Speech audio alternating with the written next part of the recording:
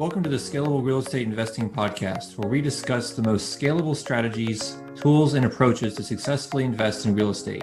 Learn how to make the most impact of your time, automate your real estate investing business, find off-market deals with minimum time invested, and leverage your capital to create as many income streams as possible so that you can achieve true financial independence. Thank you for tuning in. I'm your host, Mason Clement.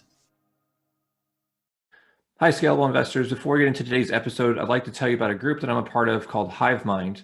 If you're serious about taking the next step in your real estate investing career, then this is definitely a group that you need to join. Some of our members are making $90,000 or more per month and as much as $300,000 on just one deal.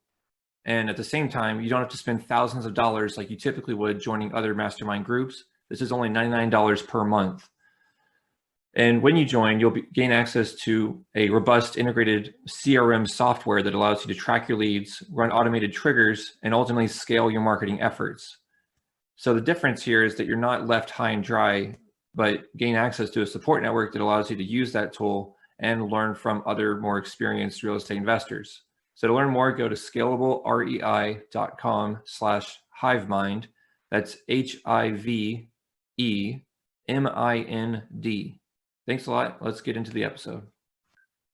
Hi, Scalable Investors. Thanks for tuning in to another episode of Scalable Real Estate Investing. I'm your host, Mason Clement, and today we have with us Matt Van Horn, who is the founder and CEO of Black Swan Storage Advisors and a 20-year plus veteran in the self-storage space. I thought it would be really valuable to have him on to talk about, underwriting existing facilities, but also how do you even determine if it makes sense to buy one or also construct a brand new one from the ground up. So I'm really excited to have you on the show, Matt. Let's jump into things. How you doing?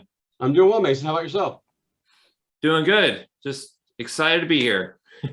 Excited to have another day in the week, that day in the life, Absolutely. Thank you for having me.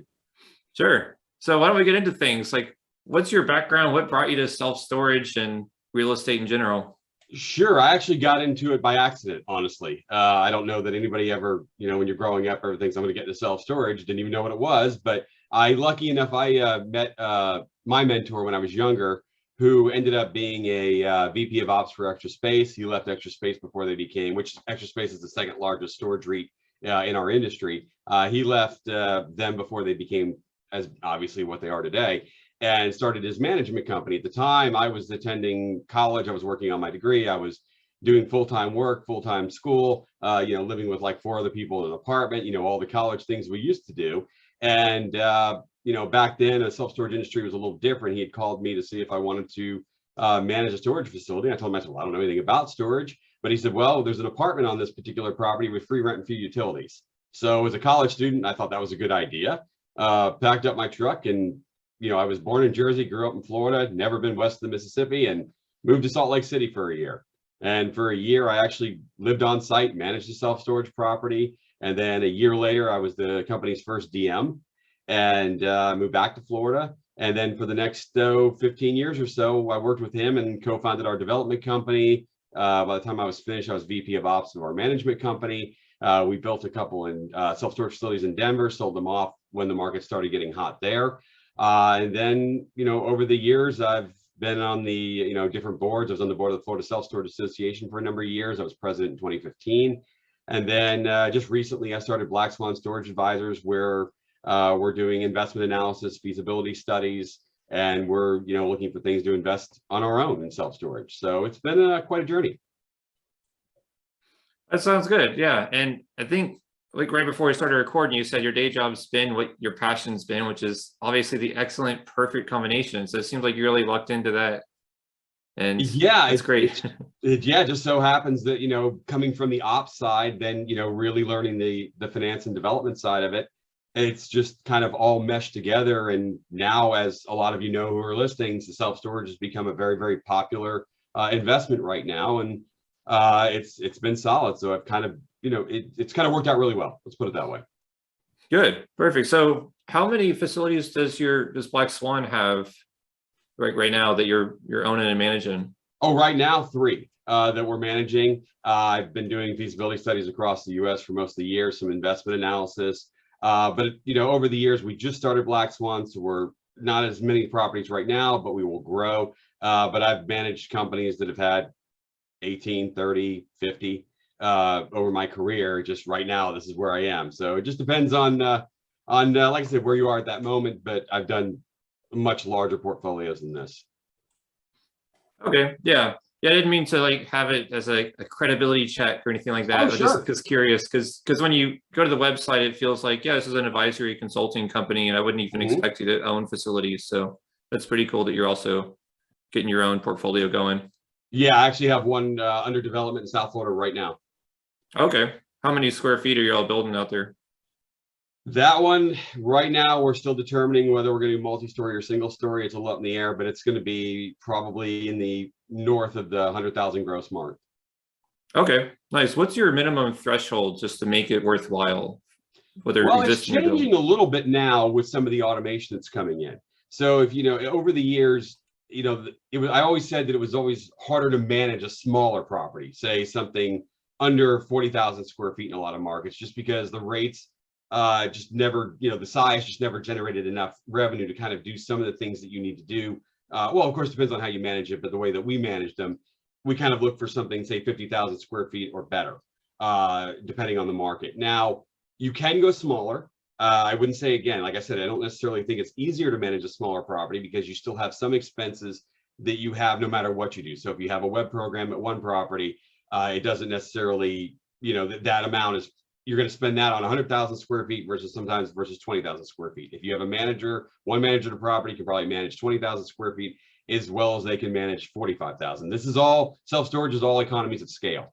But now there are some things coming in, some of the automation stuff like the Noki system that's fully automated, or if you even want to do kind of a hybrid automation system, there's a you know, the Da Vinci lock system that can be done manually with codes, but can all be run through computer systems and call centers and things like that. So you can start to eliminate some of those payroll costs that you've had, because that's really in our industry the last bastion of expenses that we, you know, in theory haven't optimized completely, because you're going to pay property taxes. There's nothing you can do about that. You're going to pay property insurance. Not much you can do about that. We've optimized everything else. We've gotten fairly good at optimizing our revenue, but that's the one last thing that we can do. And, you know, if you are running smaller properties, doing some of these automated things and not having the payroll costs can allow them to work now where they were much more challenging in the past. Okay, that makes sense. And yeah, I know we spoke previously about, there's kind of one strategy you can go about is building a portfolio, aggregating a bunch of these smaller facilities and just running them all unmanned, Sure. automated. So, but I know that I had mentioned Easy Storage Solutions, ESS was one that I was considering using for some facilities, but you said you using Storage, is that right? Well, I use at my properties, I use a couple different softwares. I've used most of them. We're using I'm using Sitelink at most of them right now. And it's just, you know, I've used a lot of them. I like Sitelink reporting, but you know, there is a place for every one of these softwares. Like for Easy Storage Solutions, for smaller properties, it can work very, very well. The costs are in line. They do come with a call center, things like that. So for some of these smaller properties, that can actually work. For the way that I run my operations, where I'm looking for certain reports and certain numbers for things, sometimes I have to use something that's going to give me those reports and move on. So it just depends on, you know, really what property you're in, and then also how you want to run your operations. You know, so typically you don't want to run multiple softwares all the time. I mean, as third-party management, sometimes I do because certain people have certain things. But if you're running your own operations, you're building out your own portfolio, you kind of want to stick with maybe one across the board, so you can mold your operations around what you can get out of that software. Okay. And so what are some of those metrics in Sitelink that you rely on that you don't really get in like ESS?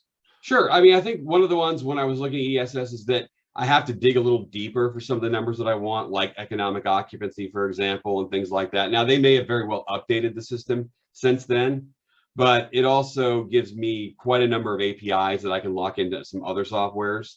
And, you know, and it may be changing a little bit now because of ESS being brought into the Storable umbrella with Sitelink and Storage as the management software. So I would expect that, you know, some of these things that are in one are going to start to show up in the other. and some of them are going to start to be melded together a little bit. So I think in that aspect, it's just really, how you manage what you want. And if you can, use some of these softwares that maybe don't have all the features in them, that's fine if it works for you. It's just that, the ones that I have kind of work for the way I have my operations set up.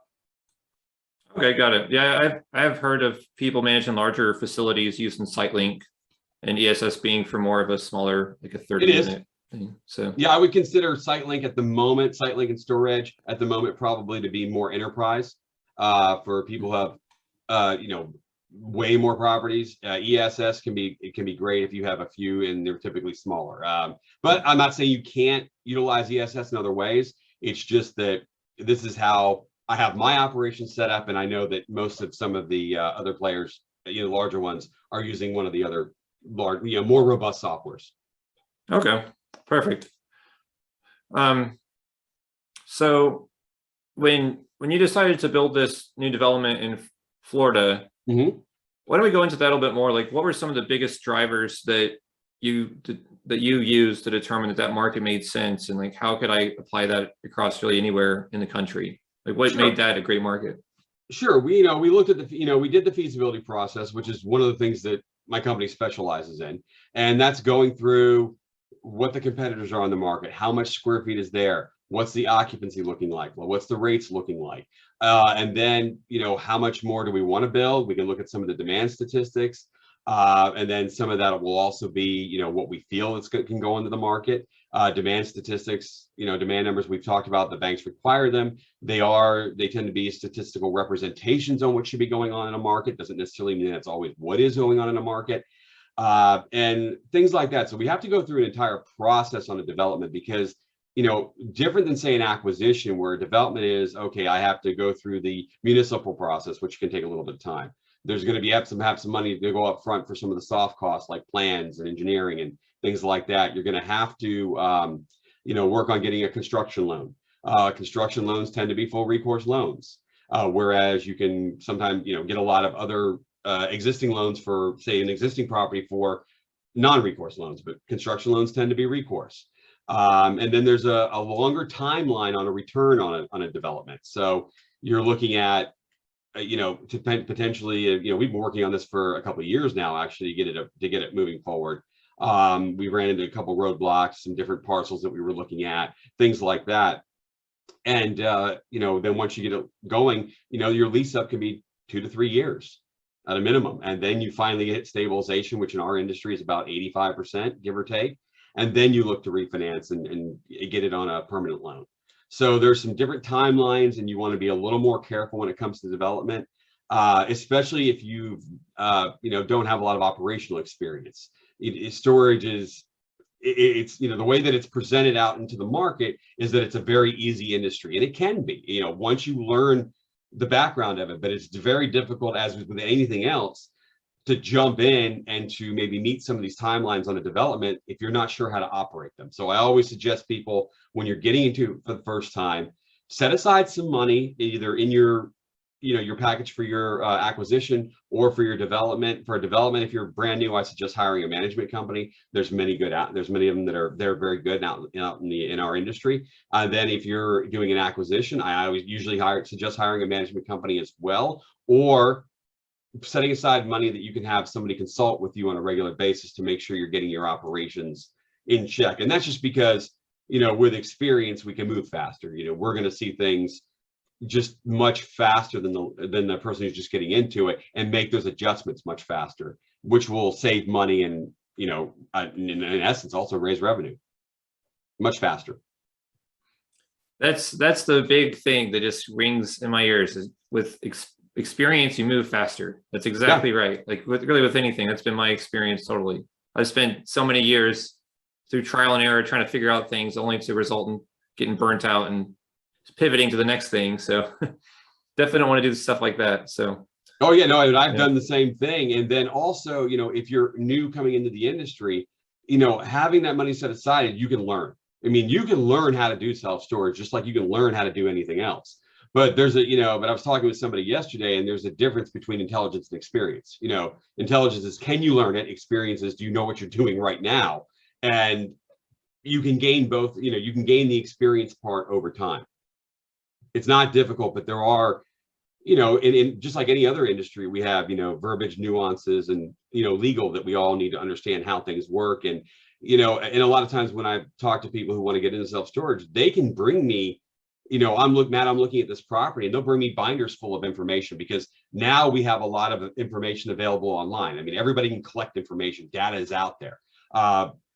Some of it's better than others, but there's a lot of data out there. So you can collect it. It's not a matter of just collecting the data. It's about being able to take that data, process it, and put it into something that says, okay, this is my plan on how to do this property. And that's where people who are coming into the street probably get tripped up the most. They understand, what occupancy is. They understand I have to get customers. They understand I need a website, but how to process, but if you're doing a development, what's your lease up schedule? Is it 24? Is it 36 months? What is your loan terms? What are your covenants? What are you getting out of it? What's your refinance going to look like? What cap rate can I probably expect? What is that? And then does that mix into what my investment requirements are, either my IRR or multiple or whatever that is? Does it meet all of those goals? And I think as a person coming into it, especially from the investment side, not just the operations, is really over time building out a model that works for you. And so you can sit there and project these things. So for example, I talked to a couple of people just yesterday in some strategy sessions that I hold, and it's, they're looking at an OM, but they don't necessarily know how to analyze it, where I can look at an OM for a property and, kind of check mark it or throw it away almost immediately on something I want to dig deeper into, or know that it's not going to work for what I want. Perfect. Yeah, it's really valuable. And I think just knowing, like when starting out, knowing that you're actually starting out on the right foot and you're not just feeling around in the dark, is super invaluable, and just setting up that solid foundation. I mean, because speed matters right now. I mean, not that it's ever a part where it doesn't matter, but especially right now, where if you're trying to get a deal, that speed matters. There's people that they're just moving very fast right now to be able to analyze these things and get through them. So it's good to have somebody to help you with that. So because you can get bogged down in the details forever. Yeah, definitely. But it's funny you mentioned that too. What I learned from my experience underwriting self-storage facilities is I heard about these great like SBA loans, 7A loans and stuff like that. Mm-hmm. And the thing that people don't really tell you about is if you want to just get that thing closed, get the seller out of the equation so you can start to immediately stabilize that existing facility, it's better just to get some hard money loan, take it out, refinance it after it's stabilized, and you'll probably get better terms anyway. So right now, I know a lot of people are doing that just because the loan process is taking quite a while, and owners don't really want to do financial contingencies right now if they're selling, because really they don't have to. I mean, for self-storage right now, it's the greatest seller's market I've ever seen in my career. I've never seen things selling for what they are or as fast as they are. For those of you who are in homes, I mean, I just had a friend of mine, her mother listed her house and sold it within like a day, and when it came in way over asking. So storage is obviously not necessarily that fast. Commercial takes a little longer, but they're moving very quickly relative to what they have in the past. Yeah. So I assume there's going to be some cap rate compression. So what are kind of some ranges in like a primary, city proper area versus secondary and tertiary as you get further out of the city? What do those cap rates look like? And I'm looking at my phone right now because I had somebody send me this yesterday attending the North Carolina Association show, and what Marcus Similichat is saying right now in terms of storage. So what they're saying for cap rates and storage right now, which are compressing. So for Class A facilities in primary markets, which would be kind of like the top 50 MSAs in a sense, they're looking at caps at 3.8 to 4.5 right now. Never seen it in my career. Then secondaries, 4.55 to 5.5. They're averaging right now, Class A properties are averaging a 5 cap. And I think most of them I've seen they're starting to go below that. Class B is about a 6.2, which I'm not even so sure about that because I can't recall a property I've seen at a 6.2 lately. And Class C is a little higher than that. But on average right now, they're saying 6.1, which is the best it's ever, the lowest it's ever been in our industry. Okay, got it. And that's great for the seller, but not so great as the buyer, obviously, because you're having to pay more. Well, more yeah, and more. and that kind of what differentiates between, say, developing and acquiring. So when you're acquiring, there are two different strategies. When you're acquiring a property, you want to acquire something that's kind of mismanaged. I think one of the hardest acquisitions to make for an independent person or an individual would be, say, a Class A property where the occupancy is extremely high, the rates are at market, the customers that have rented there, the actual rents are close to market, so there's not a lot of room to move them up. They're doing for our example, tenant insurance programs, things like that generate extra revenue. If all of those are extremely high and good penetration and they're doing what they're supposed to be doing, well, that's a hard thing to do because it really has nowhere else to go but down in a lot of ways, unless the rates continue to go up, which in some markets, I'm going to start to question that here soon. And then, on a development, your goal is to lease it up as fast as humanly possible, discounting and getting everything up so you can get out of that construction loan. So they are two different two different viewpoints. But like I said, on that acquisition, your job is to optimize the property. So you're looking for something that's probably a little mismanaged, where the rates aren't where they're supposed to be. There's some room to move the occupancy up a little bit, add in some fees, add in some tenant insurance, things like that to optimize the investment so you can get your return, because it's really where you're going to get it, on the acquisition. So there are two different strategies depending on which side of this you're going on.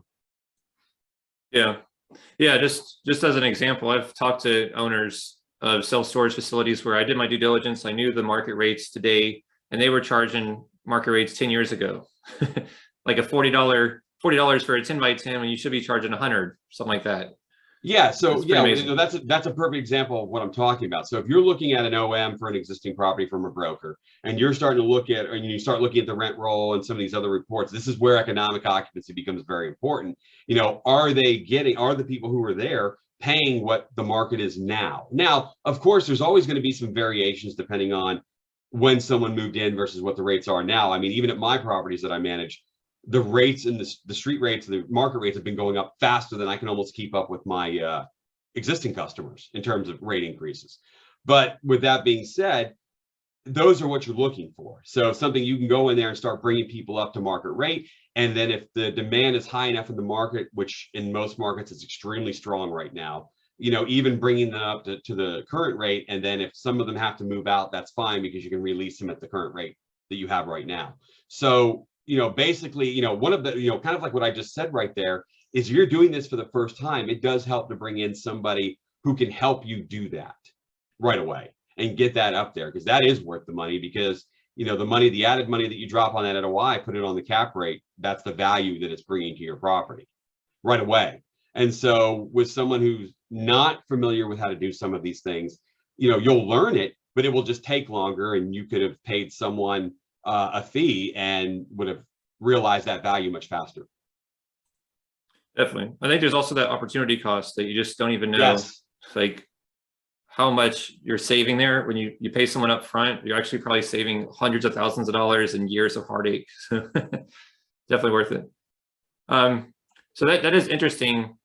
Just I'm actually looking. We talked about this 26-acre deal, and I was considering, what do I develop here? Self-storage and mobile home and stuff like that. And I'm just wondering, so I've actually kind of gone more mobile home park route, and I've budgeted out. I think it's going to cost over $1 million, but I know there's a mobile home park down the street. And so I think this also applies to self-storage, where it's like, do I raise capital and spend $1 million on building a new self-storage facility, or do I just try to buy the one down the street? So how do you determine that in that case? Well, that's actually a great question. If the property's, obviously, if you're looking at buying it, it's always easier to have a property and then even take it and expand it. So you could buy an acquisition, get into the market, and then potentially put, maybe even buy another lot right down the street and put some more storage on it and have phase it in that way. Or if the property that you're buying has some extra room and put some more storage on there, you could do that. That is a great strategy if you can get the acquisition right. See, I think a lot of this depends on what your investment requirements are. What do your investors require? What do you require on your money? And, making a project work is one thing, generating cash, allowing it to hit your investment requirements is something else. So there's always less risk in terms of buying an existing property than the development, because again, you don't have to worry about that lease up period and getting it approved and putting everything on the line to get that thing leased up. you have to be fairly confident that the demand is there. Acquiring allows you to kind of skip some of that, buy an existing cash flow, as long as that, the amount that you're buying it at allows you to meet your investment requirements, and then consider developing a phase or a second phase of the project somewhere, and then add that into the other thing. So even if you went in at a lower cap rate, which is what we're dealing with right now on acquisitions, you might be able to kind of say, kind of dollar cost that cap up with adding the additional development. It all boils down to, what you feel comfortable with, what the better return is, how much risk you're willing to take, and how you can work it. But I always like to look for existing properties that you could buy that were maybe mismanaged, manage them back up, and then add another phase. I mean, that can work extraordinarily well. Okay, well, that's the thing. I haven't contacted that mobile home park owner yet. Need to find them, but that it comes down to, like, what do they want for that property? I mean, if they want $1 million, they could build a new one for $1 million. Like, what do you think? Say it's self-storage though. Same thing. Yeah, it's still the same thing. I mean, I can look at it from 2 points of view. Buying that one is that, and then it comes down to return. What can I do with, if we're just looking at it as two static items? If I'm looking at the acquisition, what's my return on that, and how can I do it? If I'm looking at development, what's my return on that based on the risk? So do I feel confident there's enough demand there to build what I want? So that's where the feasibility process comes in. It's hard to say, even hypothetically, which one's a better deal. It just depends on what the market's doing and what I can get there. So if I buy that existing cash flow, but the rates are, the existing property, but the rates are really maybe lower than what I'd want to see to do a development, well, then the acquisition is going to be the better way to go. Or if neither one of them, if the development, if I don't think that would be the best way to go, or I don't think it will work, and the acquisition is too expensive, then I'll abandon both of them and go look in a different market or go look for something else. It just really depends. Yeah, I think you hit on something there. It really comes down to the market saturation, which I always think of the first thing. So I know that with self-storage, you're looking at like a 3 to 5 mile radius. Mm-hmm. 3, really. 3. Yeah, Okay. and it depends. I mean, the more urban you are, so let's say if you're in Manhattan, New York, it's going to be blocks. If you're in more suburban area, in general, it's going to be about 3 miles. And there are always caveats to these things, but in general, that is. 5 miles is a little harder. No, it may be in some more rural areas where people are used to driving farther. It's just that, when you look at, one of the main reasons that one person chooses this one storage facility over another is it close to my home or business? So if the person has to drive by 5 storage facilities before they get to you, they're not going to do that. We don't have, in our industry, we don't really have that brand loyalty. It's not like, okay, well, I use, an iPhone or an Android phone or something like that, or I drive a Chevy or a Ford or a Toyota or a Honda. It doesn't really have that brand, a differentiation, Coke or Pepsi, something like that. It's, even Public Storage that has, that's the largest self-storage REIT, I think they have about 2,500 stores now, are still, the last time I checked, was in about 30, they're not even every state, they're like 38 states. So it's like me asking you for storage, who's your favorite plumber? Well, you really don't know. It's, who's your favorite storage facility? Well, it's the one that I drive by as I go to work or something. That's how people look at self-storage. So it's hard to get them to say, okay, well, this brand is here. Well, I'm going to pass these other 4 to go there, because they don't look at it like that. That's why the market saturation really matters in terms of how far you think you're going to pull from, because, even if you look at it from a drive time statistic, let's say it's I think the last self-storage demand study that the SSA put out said something that most people, it was like something like a large percentage were within 10 minutes drive time of it. But still, even if you're within 10 minutes, if you're driving by 7 other ones, that person's not going to probably come to you. So you have to really look at this realistically. And then, some of the things that you and I talked about previously, like, what are some of the, man-made and natural barriers, for example. So like if you have, I had looked at a property in the Bowling Green area not too long ago, and there's a river that runs right through, right around the city. And you see this in places like New Orleans as well, where you have a lot of the canals and things, and there's bridges that go to different parts of the city. Sometimes these bridges, and sometimes, even in Florida where I am, you can go down on 95. Sometimes these barriers that are either, like I said, natural or man-made, can be dividers of socioeconomic status.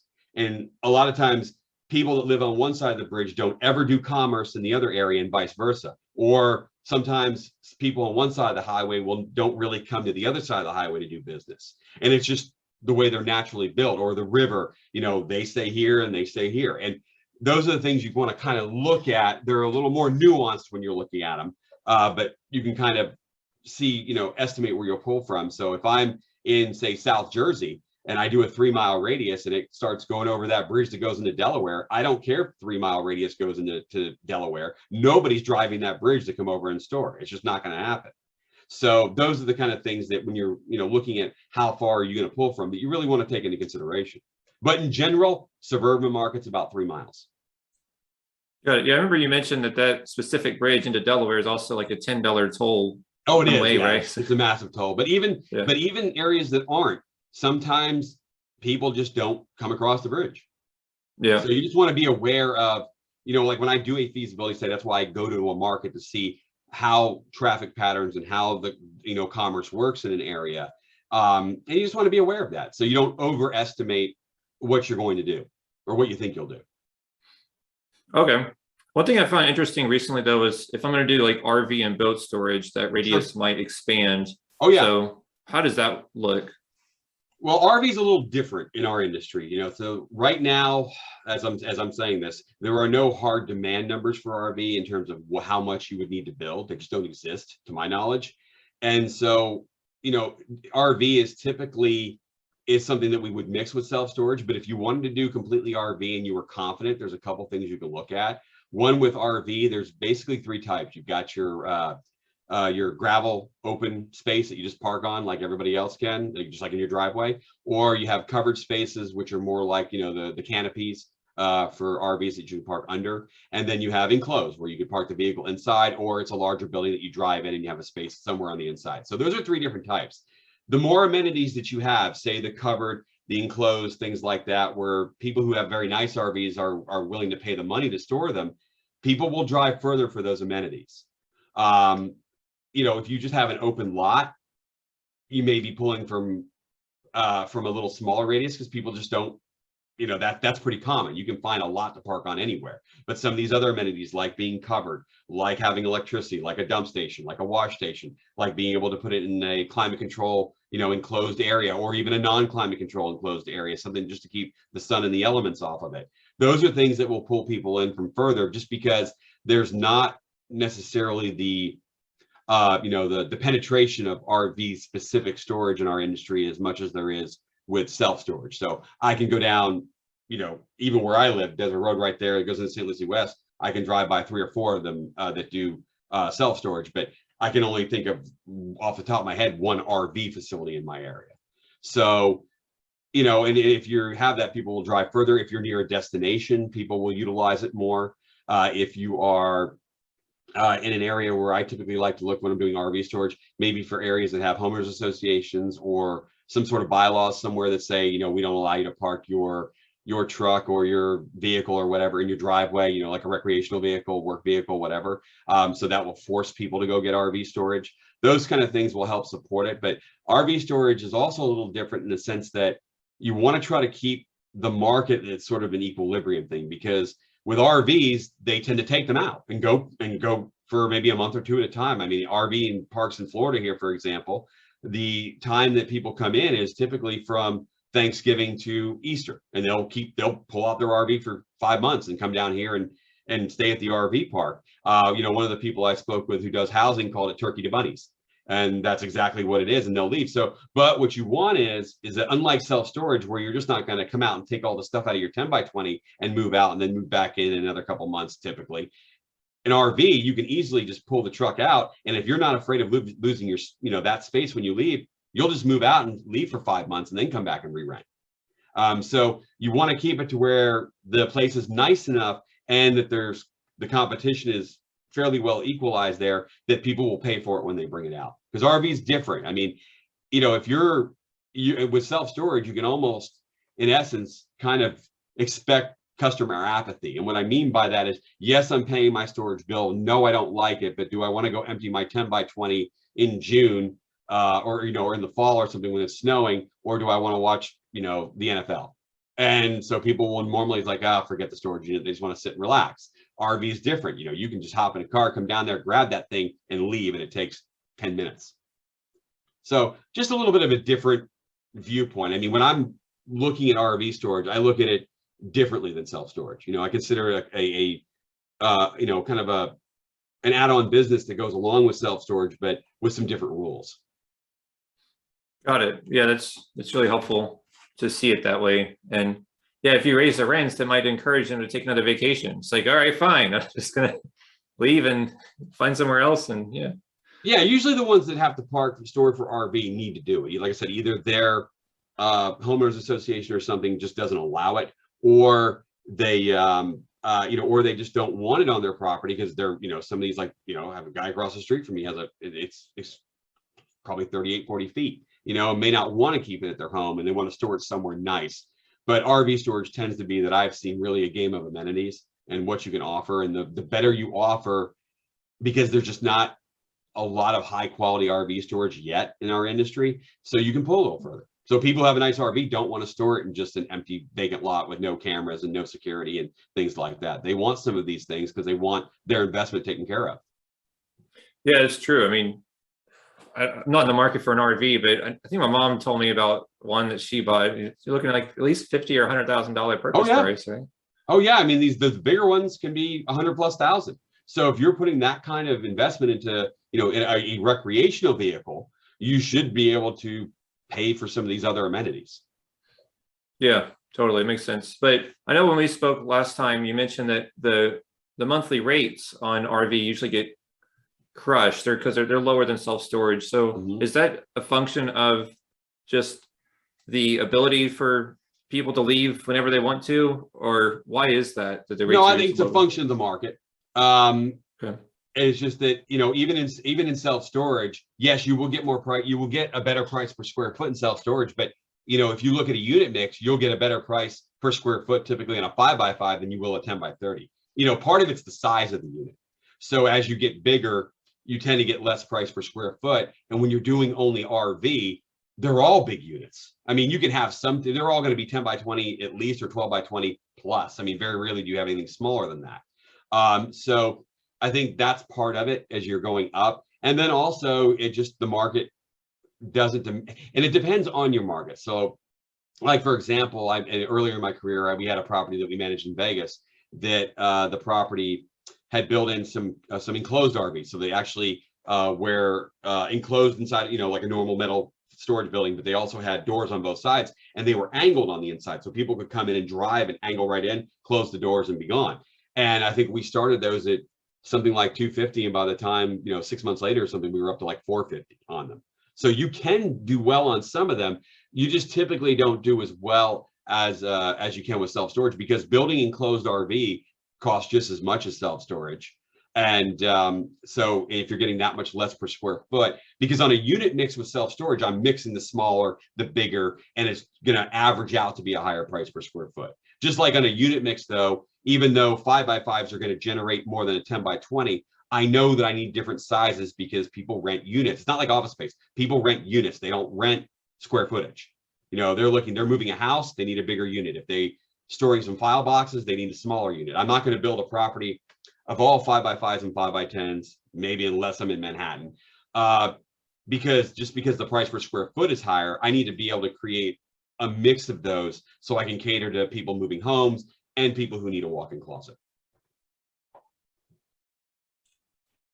Yeah, that makes a lot of sense. So if I was planning on developing a facility, like how much buffer do you usually use in that budget? I feel like there's always a contingency. You don't know how much it's going to cost in building that RV storage.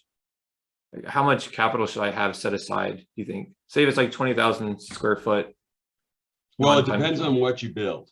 So obviously, if you're doing RV, for example, and this varies a little bit. If you're doing RV, if you're just going to do an open lot, well, the cost of a gravel, a gate system, and some cameras. If you're going to do covered, I'd have to get the most updated numbers on that. I think the last numbers I saw for covered was around $50 a square foot. And then storage will be, regular storage, that's going to cost as much as self-storage. And right now, single story on that is probably probably floating somewhere between 60 and 70 now with steel costs, give or take. You know, the last steel bid that I got from a client of mine was like $27 a square foot. So it's getting expensive to develop right now. But in terms of capital, I mean, typically you know, depending on what kind of financing you get, a conventional loan's typically going to want 30% down. And then the SBA, I think, can do as low as 10 or 15% on something like that. But there's different rules for each of those, different refinance periods, things like that. Interest only levels. Yeah. Fixed rate versus variable based on maybe the Wall Street Journal prime rate and all that. Oh yeah, and you know, rates have been very, very good, but you know, but you also have to take into consideration, yes, the interest rates have been very good, but you know, the cost to develop them has gone up dramatically. And and then, you know, you want to make sure that the rates are still within that range of being able to cover that cost. I mean, even if the interest rates, you know, were to climb a little higher, it's just the cost to develop it, and you know, the rates in the market that you can get are all going to drive what's really going to happen. Because I expect rates to go up. I think everybody does next year. At least the Fed is indicating that they will. You know, how hard they push on the gas, I guess we'll see. But you know, we're expecting rate increases next year, and then we're going to have to kind of see how that happens. But at least demand has been stable for self-storage. I mean, it's been very, very strong, which has even surprised me in a lot of markets, to be honest. And fundamentally, I mean, is that because people are moving more, or why do you think demand is increasing for storage? Well, from what I was reading, you know, in a lot, because like I said, I review the quarterly calls for all the self-storage REITs every quarter. And I do that because not necessarily because exactly what they do translates to what I'm doing, but that they do have about a, you know, 30% penetration in the market. You know, self-storage, the best way to describe the self-storage industry is like the pizza industry. You know, you've got Papa John's and Domino's and Pizza Hut and places like that, but the majority of self-storage facilities are owned by independents, you know, kind of like some guy who came from New York and opened up a pizza shop. You know, that's the majority of like pizza shops in this country. So self-storage is very similar to that. But I do, you know, but the REITs, the bigger companies, and there are 5 of them. It's Public Storage, Extra Space, CubeSmart, Life Storage, and a company called NSA that runs under multiple brand names. You know, they control about 30% of the market. So what they're seeing in terms of demand is that they're thinking that some of this, and Marcus Millichap was saying this today, I believe at the NCSSA show, was that some of these things could be structural, that, you know, because of COVID, it's kind of accelerated the work from home type thing. And how much of that stays permanent, we don't know, but we're thinking that some of it is going to, which is helping to drive some of the demand that we've had. Because it's a mix between that and the housing market, absolutely. I mean, the housing market definitely has something to do with that, because if you're selling your house or you're buying a house, you know, you're typically using storage in some way, shape, or form. So a lot of people who are selling their homes because they're getting amazing deals on them right now, you know, they don't necessarily have maybe a set place to go, so they're storing their stuff while they're trying to find their next house or whatever that is. So I think a lot of that's driving it too. So I think it's a mix between those two things. That makes sense. And then I guess as businesses are starting to rethink their footprint and office space, they might be downsizing and also having to store that stuff, right? Yeah, no, I mean, they were talking about during the pandemic where, you know, as we got to the tail end, that they were starting to tail off on some of the office space that they're going to need. Now some are doubling down on it. I think it's still a little early to tell how that's going to end up shaking out. But you know, one of the things I heard from the NCSSA show today, I think it was from Marcus Millichap, they were saying that they expect the demand level that we have to maybe extend for the next 4 years. And that would not necessarily surprise me, but it would be the longest gold run we've ever had in the industry. I mean, it would be nice, but I don't really look at it for, you know, even if it is structural, the development's going to catch up to it. So if there's a supply, if there's a need, someone will develop something, and we're going to keep doing it in the industry until we find that we have, you know, overshot the market a little bit. Yeah, I even remember reading a year ago, like there's been overdevelopment for the past few years, and some developers have been concerned about that, maybe holding off on development. So I was concerned about it. Yeah.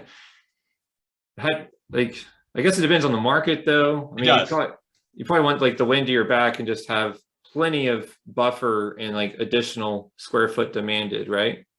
Well, I mean, really your goal when you're, like, say, if you're developing something, your goal is to get to that stabilization of about 85%. Ideally you can get to the 90s. I mean, that's great if you can do that too. And that's where a lot of facilities are. I think the REIT average, I think just this past quarter was like 94% or something like that, or 95%. I mean, they're basically entire portfolio is full.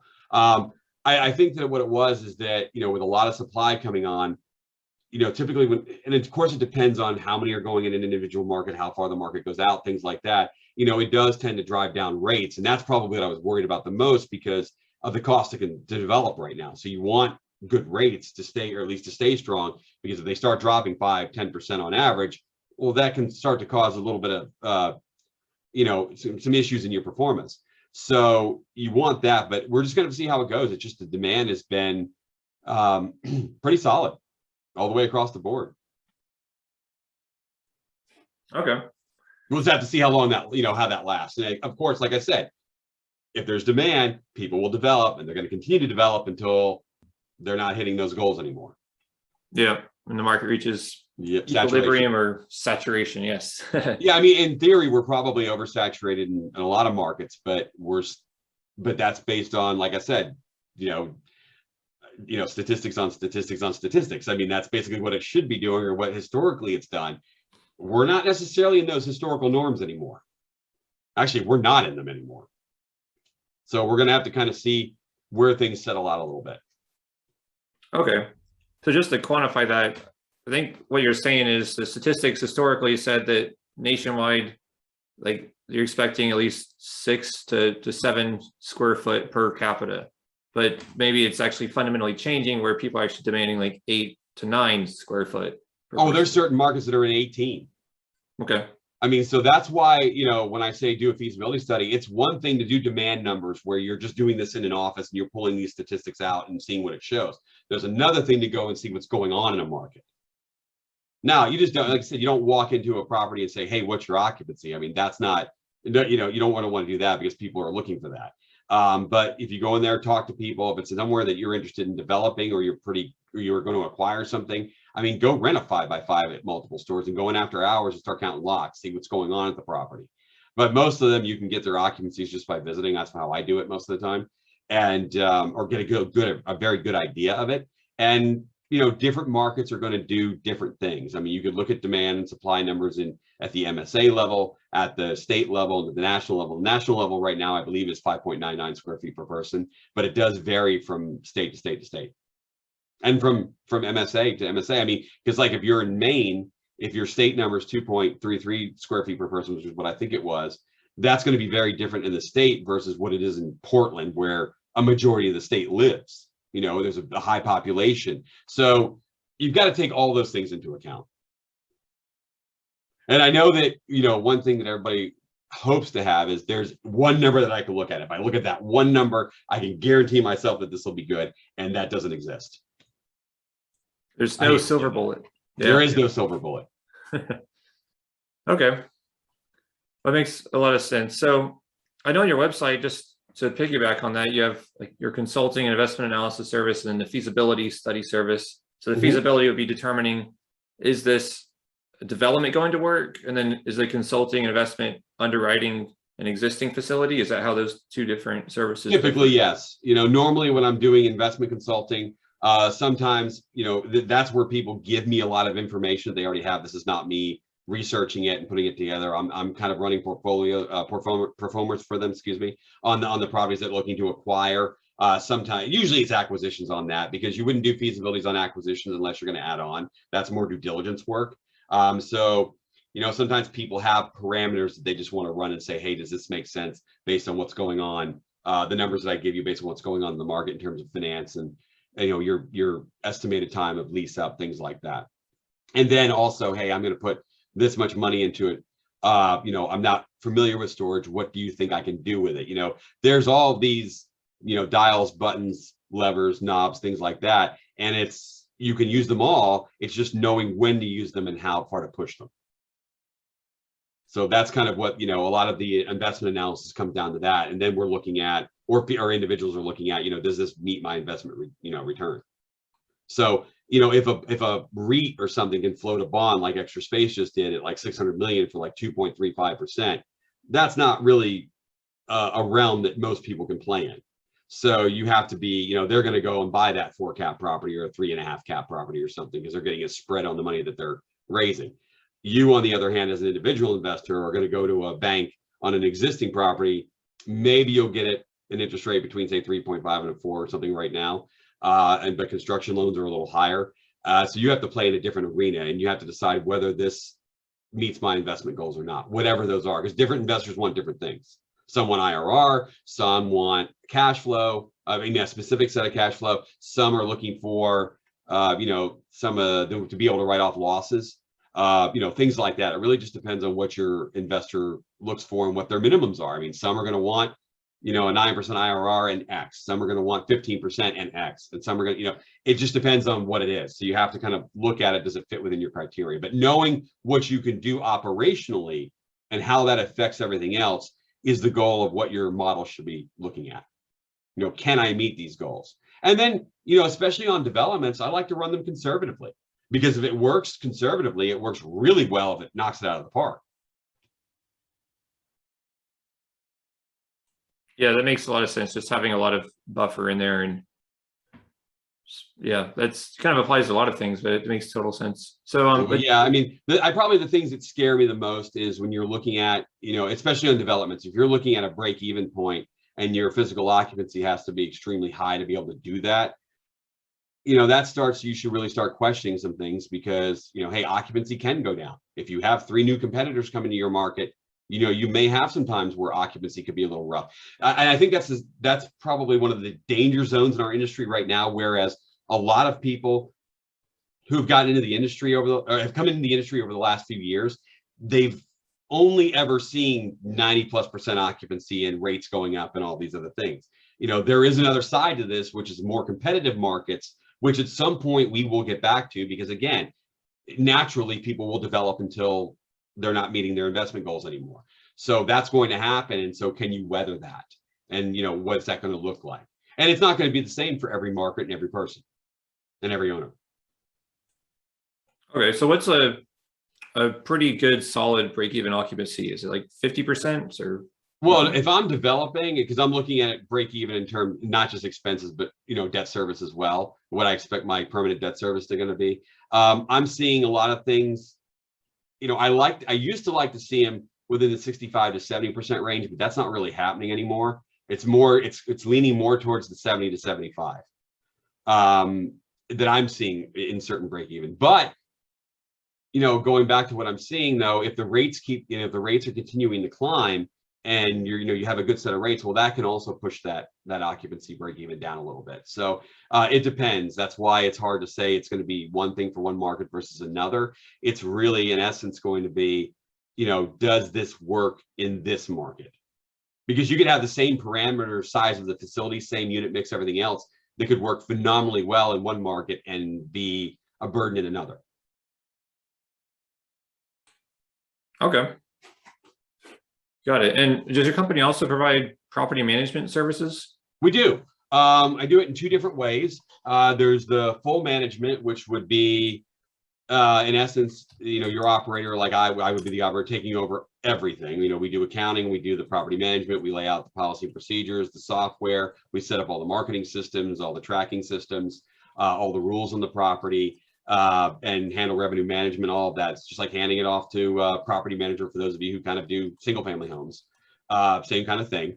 And, you know, we do that. Or there's also, you know, kind of a quasi consulting type management, whereas, you know, some owners don't want to give up all the control on the property, and that's perfectly understandable. They don't have to. And then there's more of the, well, we can run these aspects of it for you and consult with you, where they can still run the day-to-day operations. Maybe they want to run the HR with the people. They want to continue to work at the property, but they just need help with some of the other things.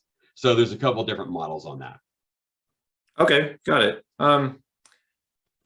So sorry about that. I realized I wasn't on mute. I like to type notes here as you're talking. Oh, no I hope I didn't come up on the mic too much. But on that, so both of those, are you charging like a monthly rate? Sure. Okay. Yep. On typical storage management in our industry, you're going to find for full management, it's usually 5 to 6% of the gross. And then there's typically a floor of $200 to $2,500 a month. Just depends on which company you work with and things like that. There's just variations in there. And then for the virtual part, that whereas it's a little more like consulting, and that just depends a little bit more, what services that you're going to need in that way. Okay, got it. So you said 5 to 6% of gross rent for you, and it's also how other property managers do it usually? Yep, that's how it's pretty much the industry standards are 5 to 6% of the gross. And then there's a floor. See, and this is where we were talking about buying smaller properties with cash flow. Most management companies have a floor of $2,000 to $2,500 a month. So the smaller the property you buy, that starts eating up that cash flow pretty quick.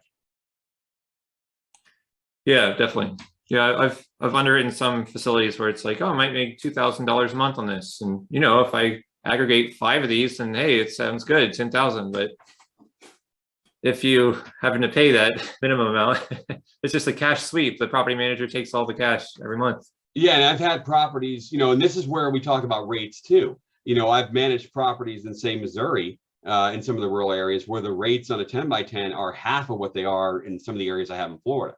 So now you need double the square footage to even get to that same level. And if you don't, if you even have a smaller property in an area like that, that really crimps your cash flow to be able to do that, because it's hard when you have a property, because I've managed these before. It's hard to have a property that, where the cash flow is limited, because obviously the management company gets stressed because there's not always the funds to be able to do the things that we need to do in operations on a day-to-day basis. The owner sometimes gets stressed because, if they need the help, sometimes they end up having to get, little return on it, or sometimes they end up feeding it. And it makes it a much more stressful situation. The bank is a little more stressed. Everything's more tense than it is on a property that can really afford to do what it needs to do. Yeah. Because all of this, one thing I probably talk to people who are getting the industry about the most is there's the deal. Everybody loves the deal. How am I going to do the deal? What kind of return am I going to get? All these things. But then they skip, how am I going to operate it? And the deal is the exciting part. That's the sexy part. The operations part is, okay, I'm going to go and get into that thing and get it straightened out and do the work. And sometimes it's, I've talked to people that, hey, Matt, someone who lives across the country found a property like in Florida. Hey, Matt, I found it. The cap rate is good. I want to buy it. And then I say, okay, well, how are you going to operate it? Because the guy who had the property, did a lot of the work on the property himself. He paid his kid under the table to work the counter. He did a lot of these things that you just necessarily can't do in a professional operation. And there's going to be added expenses for you. So how are you going to operate it? If somebody, even if you have a call center, like we were talking about ESS, that has from everybody I've talked to, has a great call center that can help people sign up and do these things over the phone without having necessarily a manager on the property. If somebody hits the gate, who's going to go take care of it? Who's going to come and check on the property to see, if somebody left a mattress in the middle of the driveway or something, these kind of things that really, really matter on your day-to-day operations that keep the customers and cash flow flowing. If you're way far away from the property, you don't have anybody to go check it, it could go downhill very quickly. A lot of times, and I say this jokingly, that managing a self-storage facility is a lot like managing a third grade class. If you let them smoke and throw beer bottles all over the place, they will do that.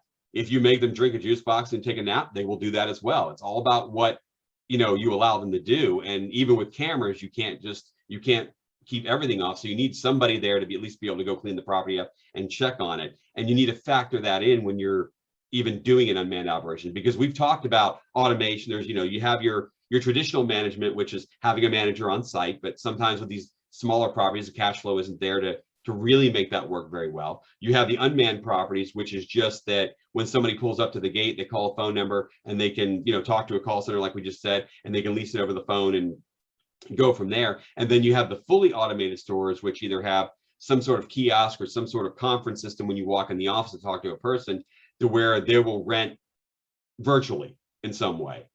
using kind of a Noki system or something like that, where the unit will automatically overlock, the unit will automatically unlock the unit, it will open it for the customer when they're first moving in, things like that. And there's those different types of operational methods, and you have to decide on how you're going to do it when you acquire it. Or are you going to get something next to your house and you're going to manage it yourself and you're going to learn it? Because I will tell you that's kind of how I learned in my life, is kind of being thrown in the fire and learning. But I at least had guidance and not necessarily investors to answer to in that way. It was a training thing. If you're on a short stick here, in terms of investors or cash flow, things like that, you need to get that thing straightened out as quickly as possible. You can learn, hire somebody, a consultant or management company to teach you, but you need to learn. There's a false sense of security in terms of how easy self-storage is. And it is once you learn it, but there's still a learning curve on it, just like with anything else. Yeah, I was always told, even if it's an unmanned facility, you need a boots on the ground person to check it like once a week at least. Is that absolutely? Okay. Yeah, absolutely. Because people will move in and move out. I mean, on an average facility, you're going to lose 3 to 5% of your customers every month. They're going to turn over. They're going to move out. They're going to leave junk sometimes. They're going to damage things. Someone's going to back a truck into something. I mean, take into account the real world thing of people who don't usually drive trucks driving a 27-foot U-Haul. I mean, they're not used to doing something like that. You have people with RV storage, for example, that have just gotten their RVs for the first time. They're driving this thing and they don't know they're not necessarily real comfortable with it yet. I mean, gutters get smashed all the time, gates get hit, things like that. So you want to make sure, your curb appeal is absolutely important and vital. I mean, you want to make the property look good. When you buy a property, for example, we didn't quite mention this, but, setting aside some money for CapEx. And it does vary from property to property. Do I want to paint the property? Do I need to replace the ACs? Do we need a new gate system or a camera system? Do we need to install software? A lot of properties that you're looking at to maybe acquire don't even have software. Does it need a website? There's still people out there that don't have websites in our industry. And the real tricky part about self-storage and what I've dealt with over the years is, things like marketing, where right now every facility is 90-something% full. So the first thing people do is start, where can I cut expenses to make even more money? And they start targeting their marketing programs. And I understand that to a point. So if you had a high, like say, pay-per-click budget and you want to dial that back a little bit, that's great. But you don't necessarily want to lose some of these other things because, for example, with marketing, it's like, rolling a snowball down a hill. You've got to build that up and it gets to be bigger and bigger and bigger. Some of these things you can't turn on right away if things start turning around. So you want to have, a solid marketing program. You want your property to look good because people still say, I still get a lot of people, what they say that the first, how they saw us was they drove by. So you want to have, and we want to make it look nice. You don't want to make it look like a haunted house. And, have a good web program because that's second still, or probably will be first at some point in terms of how people find us. And then referral programs are still very good. I mean, those 3 programs are, really vital at any storage facility, regardless of how occupied you are. You want to keep those fundamental things going because they're harder to start up when you need them. If they're already going, it does help. All right. Yeah, that makes a lot of sense. So overall, like you already hit on it a little bit. You said that you heard that demand could be pretty strong for the next 4 years, but what's your take? That's what they're saying. Like over the next 5 to 10 years, what do you see overall the industry doing? Is it going more to the climate controlled and multi-level and like oversaturated, or what do you think? I think we're going to hit periods of everything. I think right now we're still in what we call a development cycle, but the industry is no longer flying under the radar. So we're going to have development, we're going to keep developing until people don't think they can develop anymore. I mean, that's all there is to it. So we're going to hit this, we're going to have this high demand. We're going to hit oversaturation, but it's not going to hit every market. It's going to hit different markets. And then, even what I said with having high demand over the next 4 years, well, some of that's going to depend on a per market basis as well. But in general, I think we're going to have this continuing phase. It seems like even with rising interest rates, that could cause some issues. If steel keeps rising, that could cause some more issues too, in terms of making them work. Because there's one thing about having the demand, then there's the next thing about what's it cost to service that demand in terms of rates and construction costs. But I think long story short, I think we're going to keep going with this for a while. We're going to hit oversaturation in certain markets. then development will slow down because people will start getting more picky. And then at some point, we're going to hit, in most markets or a lot of markets, equilibrium. Because part of what we're experiencing right now is really, it's kind of a theory of mine, but I think it's really kind of a child of the financial crisis. Because the last development cycle we had in our self-storage industry was basically from 03 to 06, basically. And we overdeveloped then. We oversaturated a lot of markets back then. And then we went smack right into the financial crisis. And for all of you who are investors out there, I mean, you just couldn't get a loan. You couldn't get construction loans. I had when I was on the board of the Florida Self-Storage Association, we brought somebody down from the Atlanta Fed to give a talk. And I think this was like 2009 or 10. And, he was asking, he said, well, what's your biggest problem? I said, well, my biggest problem is I have a better chance of going outside and finding a live dinosaur than a construction loan. And he said, well, it's going to be that way for a little bit. So if you think about it from that aspect, that we probably overdeveloped from 03 to 06, but then probably the newest properties we've had coming online didn't come online until about 2016, 2017 in this development cycle. So we had about 8 years of no development in self-storage almost. I mean, there was some, but it was very, a very small amount. So over the 8 years where the economy got back on its feet, the demographics changed. We had, obviously more people, but less self-storage development. By 2011, 12, every facility that even we had overbuilt in 03, 04 was full completely. So it went from an occupancy game to a revenue management game. And now, as this development cycle continues to go, once we hit equilibrium, and we're going to surpass it in some markets, it's just inevitable. If anybody thinks that there's a way to do it, they're going to try. And we're going to hit some oversupply, and then we're going to get back to some more competitive markets. Probably maybe not exactly like it was in the first part of my career, but we're going to get competitive again. And then all these marketing things are going to come into play. And it's going to happen at different times in different markets. Got it. Yeah. Yeah. I know on like Sparefoot, you have these REITs being extremely competitive with their bids on getting new tenants, and like depending on what market you're in. So definitely could be a marketing game there. And then like what you just mentioned, the revenue management systems now in self-storage are way more sophisticated than it was back, we're talking 03 to 06. I mean, it's not even the same game anymore. I had somebody who does revenue management that said that our revenue management systems are more aggressive than what they do in airlines even. So somebody who compared the two. So they've gotten much, much better. And the REITs are very good at playing this game where they do multiple rates online. They do rates through their, in-house, and then they're kind of a target rate where they're trying to average out at. So it's gotten much more complicated and competitive. Do you feel like eventually the allocation from mom and pop and REITs will shift like it has in multifamily, where you have like 80% or more of the market being owned by REITs?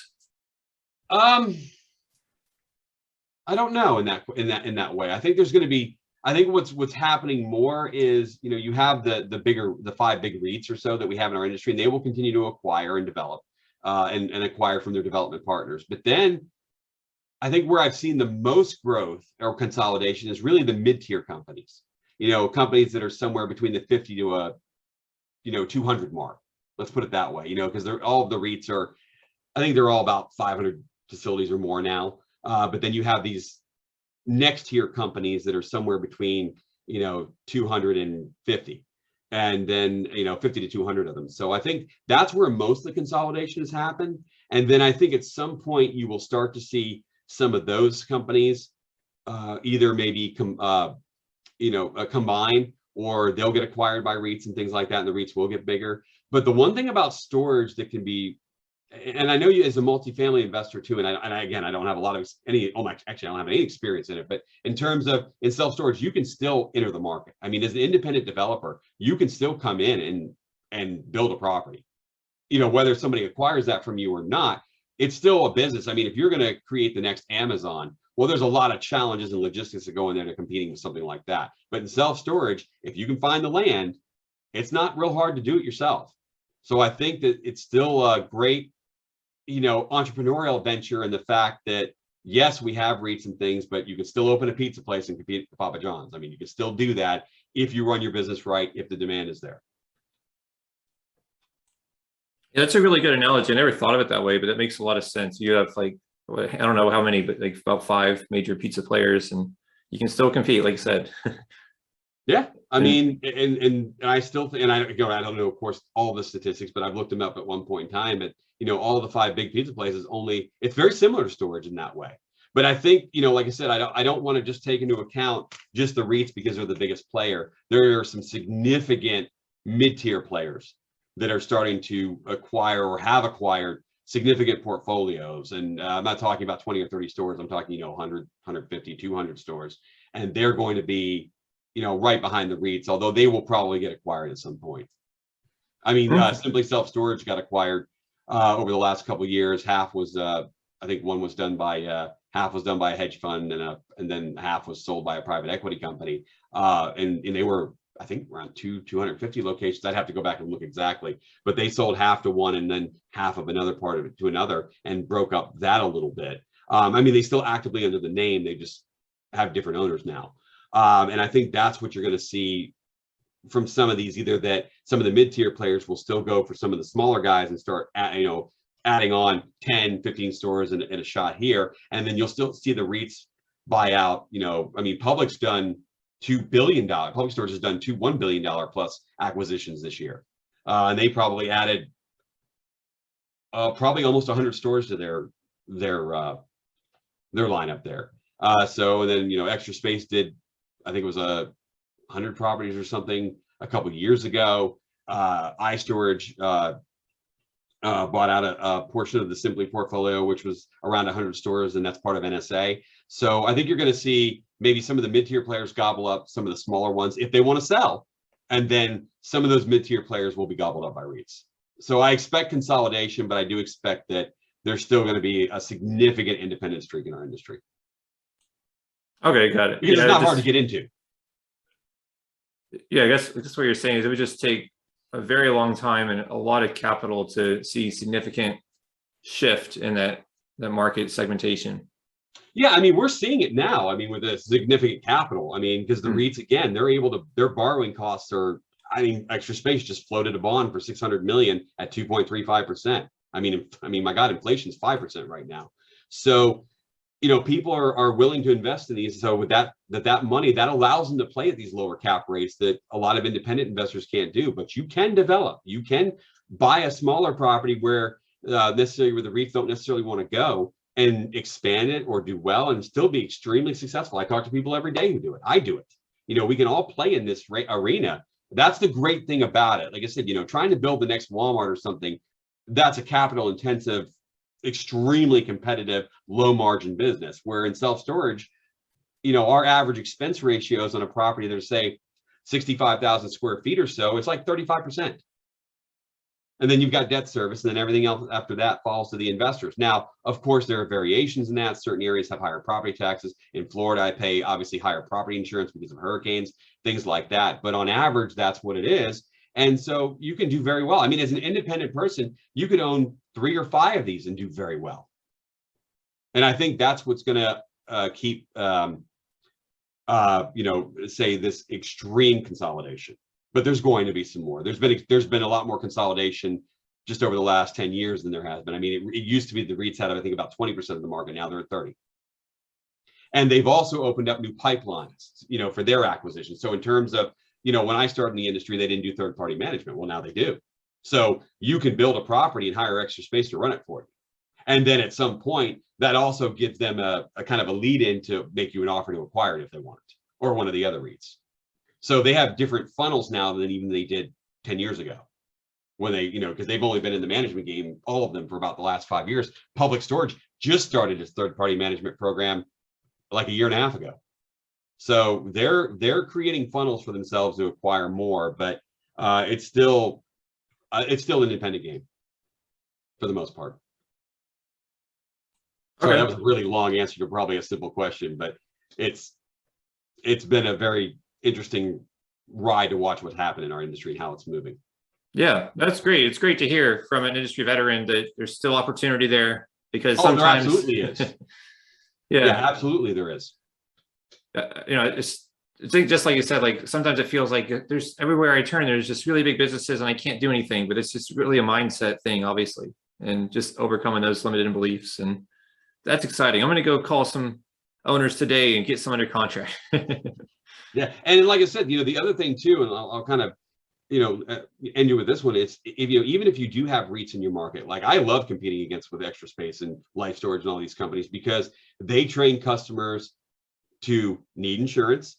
They, take insurance. They train customers to take rate increases. They're constantly raising rates. And I want to be able to do the same thing. And so those are, kind of not necessarily scary things that I have to worry about when I'm competing. Of course, I've got to watch what they're doing and things like that, but they train customers to do the things that I want done as well for my business. So, it's not like somebody can go somewhere else and they're not going to have these things. If you have other REITs there, they're all going to have these things. So you can still, and you can provide better customer service, because as with any larger corporation, if you're an independent, you can move faster. You can change your marketing faster. You can do better on customer service. It's not like, oh, well, I've got to call 3 tiers above me to get an answer on something. You can make decisions much faster, and you can do a better job, and you can compete with anybody. And if you do a great job and compete, somebody will want to buy it. Yeah, it makes sense. Stabilized assets, cash flowing and well managed. It's going to sell for a lower cap rate and pretty great valuation. And one of the things about self-storage in terms of what you just said is we have one of the lowest return rates to the bank in commercial real estate. I mean, we have a very low foreclosure rate in our industry, very low. So I think if we're not the best, we're one of the best in commercial real estate. So, banks like us for that particular reason. And the other thing about it too is, for operations, and you've been talking about mobile home parks and RV parks, and I've managed some of those when I did some REO work for TD Bank after the financial crisis. And the one thing that I love about storage that that was a little harder when I was dealing with hotels, RV parks, and mobile home parks is, we're not storing people. Anything you do to store people, there are all kinds of state regulations and things that you have to go through, health regulations and stuff. With self-storage, we're renting air. There are none of those things. So there are some benefits to it. Yeah, definitely. The 3 T's, toilets, termites, and tenants, right? Exactly. All right. Perfect. Well, if someone wants to get in touch with you to underwrite a facility or do anything else, how would they do that? Sure. Just visit my website at www.blackswanstorage.com. All of my contact information is there. If I do hold strategy sessions, like some of the things that we've talked about in the past, where people can sign up. It's an hour, and I'll be happy to talk about anything you're interested in self-storage at all. So feel free to sign up for that. If you're looking for a feasibility study, I have pages on my website that they're dedicated to that. You can sign up for a feasibility review. I'll be happy to walk you through kind of an example report and how it works and what kind of information it shows. Or if you are looking to develop what you should expect from your report, things like that. So I'm always willing to talk to people about who want to get into the industry and, try to point them in the right direction. Okay, perfect. Yeah, I'm definitely, like I said, last time we spoke, I really appreciate your help underwriting that other deal. And I appreciate how you look at the deal and will tell me whether or not it even makes sense to move forward with the feasibility report before I pay for it. So, I mean, I know you'll be the first person I go to for the next deal for that reason. So it's definitely very clear that you're adding value versus just trying to make a buck off someone, It should be education first. And then if we can do business, that's great. If not, then there'll be something else later on we can look at. Yeah, definitely. Well, thanks a lot for taking the time to do this. I hope that people have learned a ton from this. I know I always learn something when I speak with you, so really appreciate you coming on. Thank you, Max. And I appreciate you letting me on here. Thank you. Sure. All right, that's another episode of Scalable Real Estate Investing. Thank you for tuning in. Please be sure to leave a review and subscribe on whatever channel you're using to listen or watch these episodes. And also be sure to go to scalablerealestateinvesting.com, scroll to the bottom, and fill out the form to sign up for our email. And you could also reach me directly at mason@scalablerealestateinvesting.com. That's MASON @scalablerealestateinvesting.com. If you'd like to get in touch with me to either partner on deals or even be considered to do your own episode on this podcast. Thanks again, and have a great day.